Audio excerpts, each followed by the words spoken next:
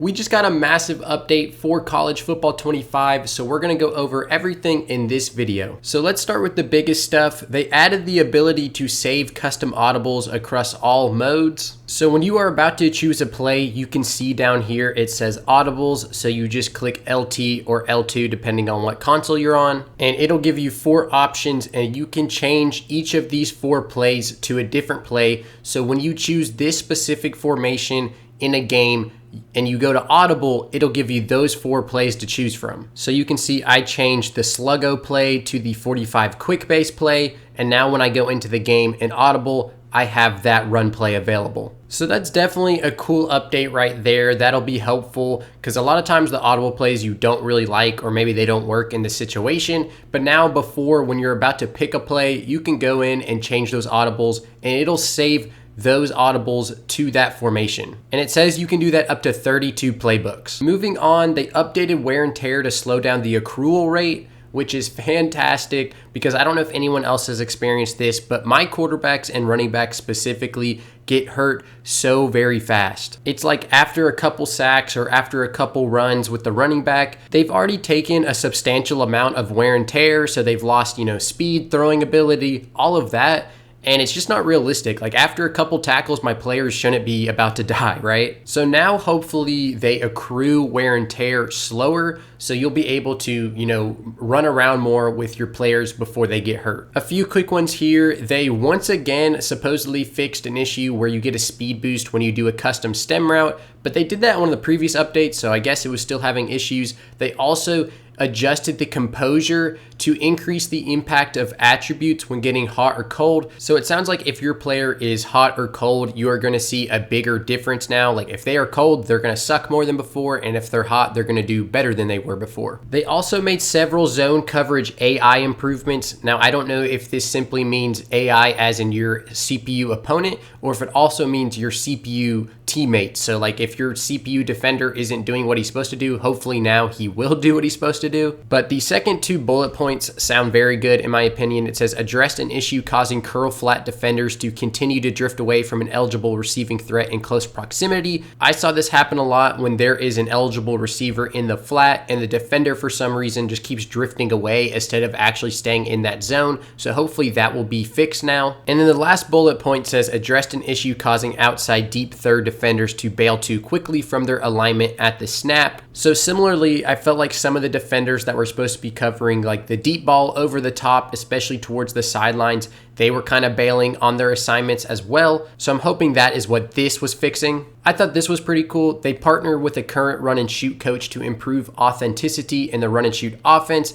It'll include some minor adjustments to pre-existing plays and then also the inclusion of new plays. So if you're someone who likes to run a run and shoot offense, then this will definitely speak to you. Hopefully now the run and shoot offense is a little more realistic, and then also you'll probably see some new plays in there that might be fun to use. And then the rest of the gameplay updates all have to do with defensive plays. I'm not going to read through this whole thing, so feel free to pause it and read it, but they added a bunch of new defensive plays and adjusted alignments and assignments, like who's supposed to rush, different things like that. This wasn't in the patch notes, but people were also talking about how the kicking meter is now smaller for shorter kicks. But that is basically everything they updated for the gameplay, so let's move into Dynasty mode. These 2 bullet points right here are definitely the biggest things I think they changed for Dynasty mode. So it says increase the penalty for choosing pitches that the recruit is not interested in when hard or soft selling. The second one is increase the reward for higher school grades when pitching a recruit with a hard or soft sell. So let's say you're about to pitch a recruit and you know there are only 2 options for the ideal pitch and you just kind of guess, but you end up choosing the incorrect one. That is going to hurt you more now than it did before. So basically you just want to make sure you are pitching the correct pitch, because if you choose the wrong one, like I said, it's going to hurt your team in the recruiting battle. I think that's a good change. It definitely makes the stakes a little higher when you are pitching the player. And I think the second one's also good by increasing the reward for higher school grades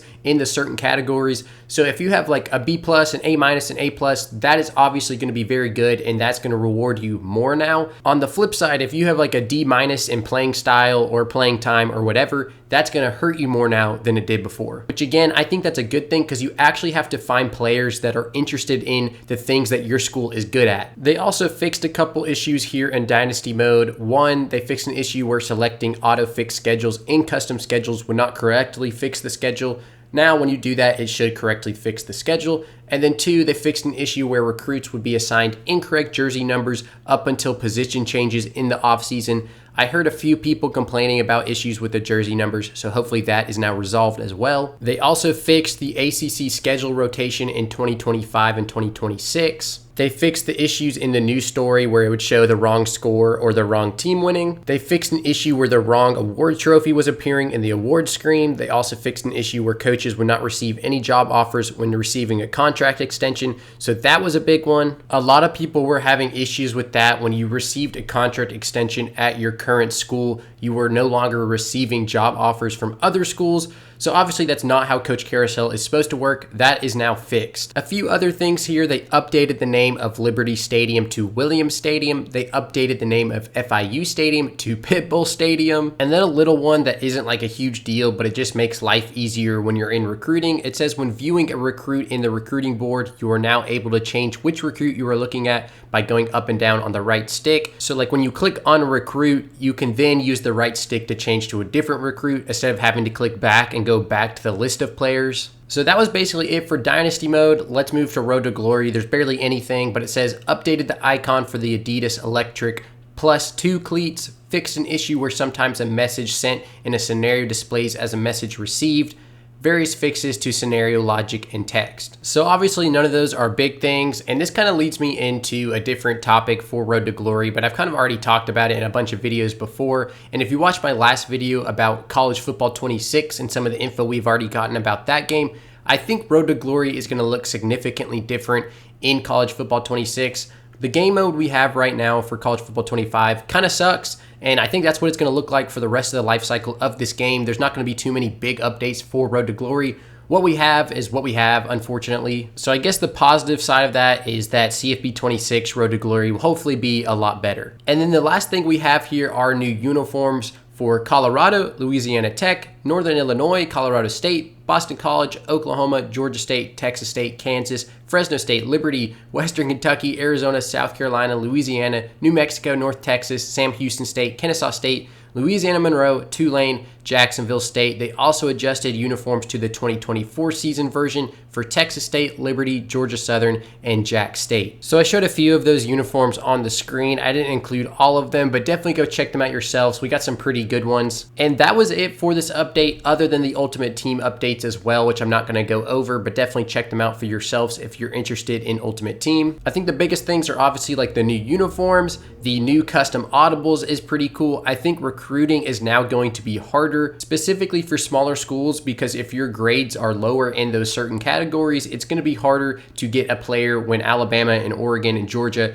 are all, you know, A+, A- in all of those categories. I'm also excited about the new wear and tear update. I'm hoping that makes it a lot better, because right now wear and tear, I don't hate the idea of it. I just don't exactly like how it's implemented. I'm hoping it's better after this update. So that's it for this video. Not as big of an update as some of the previous ones, but still a pretty big update. Thank you for watching. Follow me on Instagram at BringNCAA Back. Follow me on TikTok and Twitter at TubbyLight, and then subscribe here for more videos just like this one.